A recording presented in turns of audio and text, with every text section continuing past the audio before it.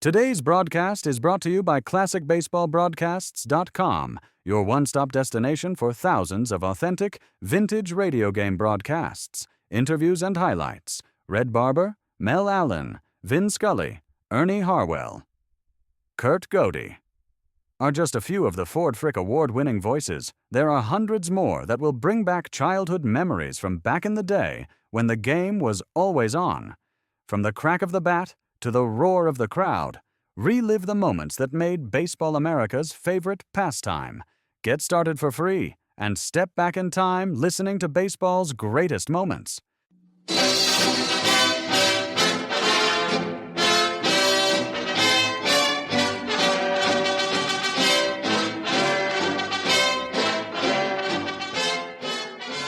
This is Jimmy Powers, and happy to be coming your way with another Grantland Rice story.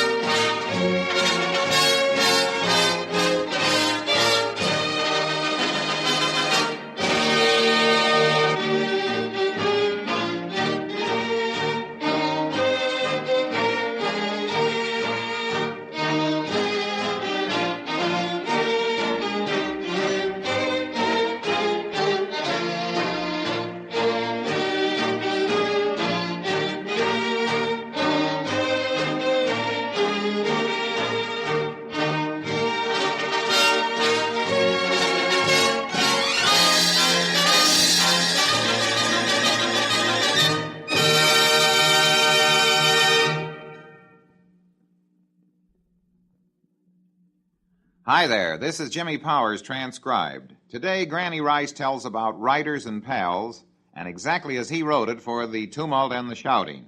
I'll narrate it in first person.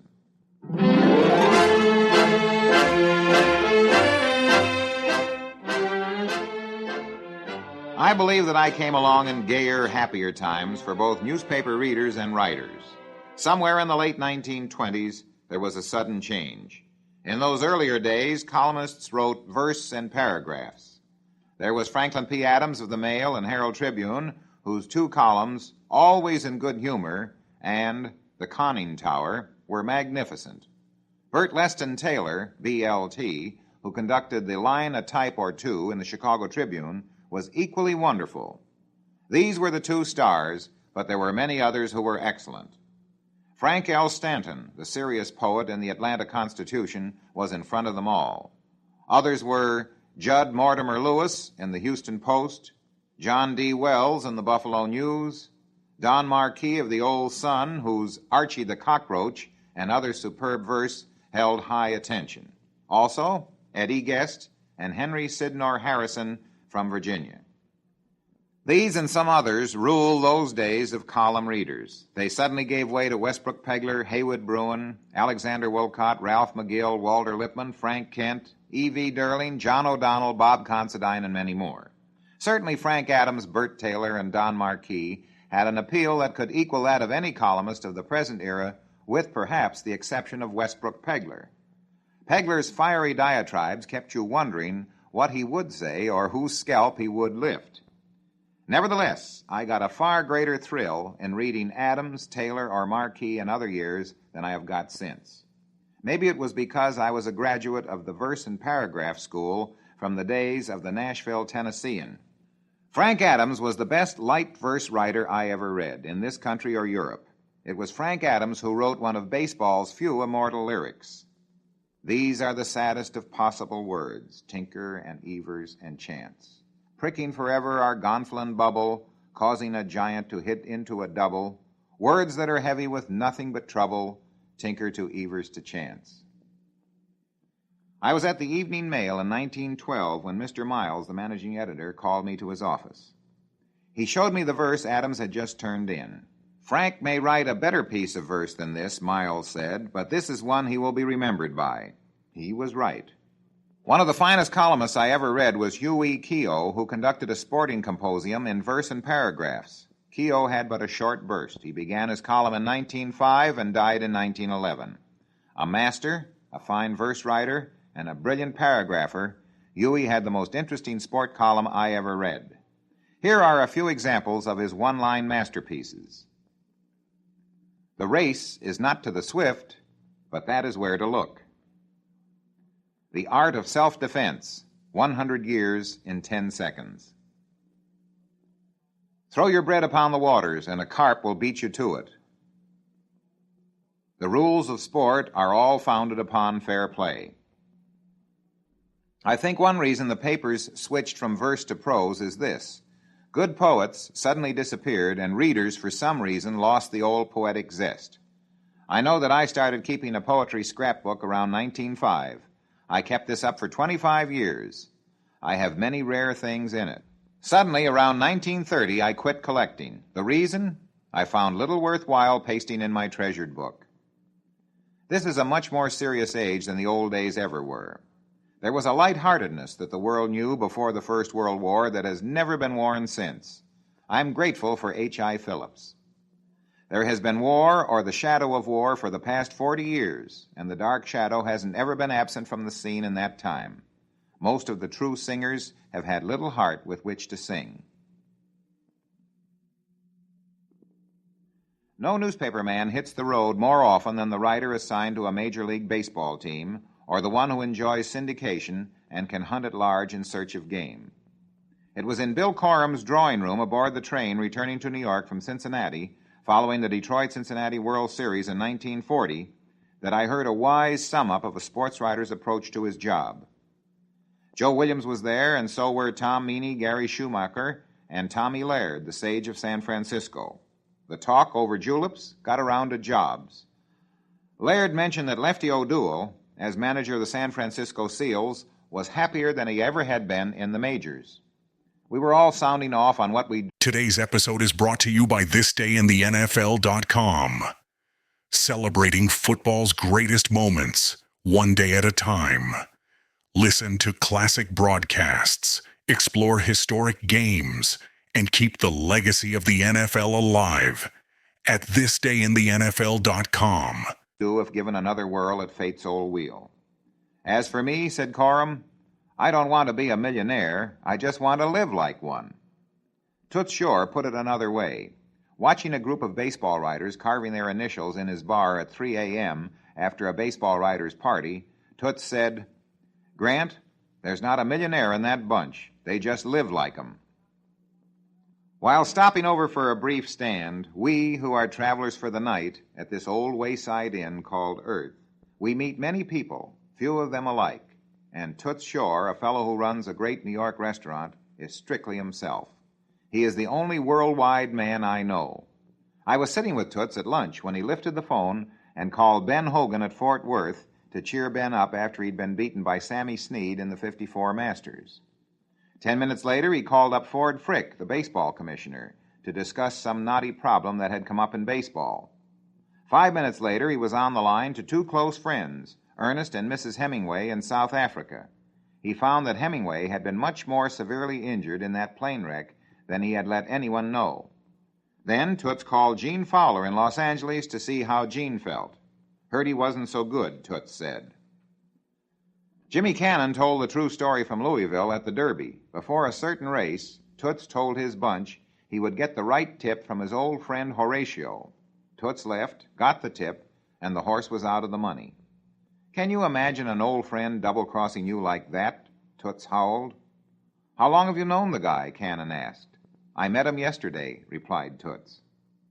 Shore is a friend of the world at large, barring all communists and hypocrites. In turn, he is respected and loved by all those who know him. A close friend of the athlete, sports writer, columnist, Toots and Baby, his bride, are tops in my little old book.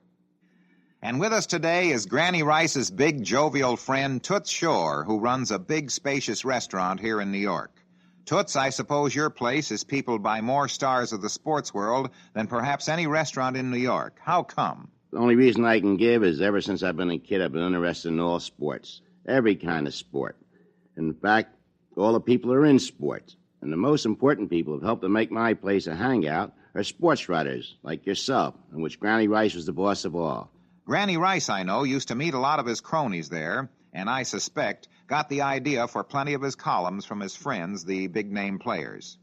Oh, actually, Jimmy, Granny was never a table hopper. Come in, sit down, all the great athletes. It seemed they made a beeline at Granny's table, not because he was looking for him, but Granny was a fellow that everybody wanted to be with. And his advice was so priceless that, well, I know that people are still doing things that Granny told them to do. For such a gregarious bunch that the sports writing fraternity is, and with Granny Rice as their dean, well, he certainly was a kindly someone to look up to. He was just the greatest man we'll ever know. He would come in, and when he walked into the restaurant, it seemed that everybody in the place would lift their head from their table, whatever they were doing, eating or drinking. He lit a room up. Not many men do that, but Granny Rice did. And that party that spread over 2 complete floors in your place the night before Granny's book, The Tumult and the Shouting, was published. Why, it almost seemed that on that particular night, Granny was back. In many ways, Jimmy, that was the most amazing, greatest party we fellas in sports and in theaters will ever have. It started in a strange way. We're sitting around the corner one day. Over a drink, I said to Granny, we'd like to give him a party on his birthday, which was November the 1st. It would have been his 74th. And it was also going to be the day this book was going to be published, which there's no doubt in my mind is the best book on sports ever printed. It tells everything by a man who knew more about the game and every game than we'll ever know. We gave him a party, and that night it seemed that Granny was with us. People from all over the world, and I say all over the world, came to the party. Every great sports figure, every great athlete, anybody you can think of in the show business was there at Granny's party. It was joy all evening long. We ate and we drank, and we told stories of Granny Rice, of which so many can be told, of his humbleness, of his decency, and of his way of treating people who were coming up in the world. Fellows like you, Jimmy, who started when Granny was already the tops in sports writing. That night will go down in my lifetime, I know, and everybody else who was there, over 300 men, as one of the finest nights we have ever had, because Granny Rice was with us. Thank you, Toots Shore, for taking time out from your busy schedule to chat with us today. Now, this is Jimmy Powers, transcribed, saying, hasta la vista.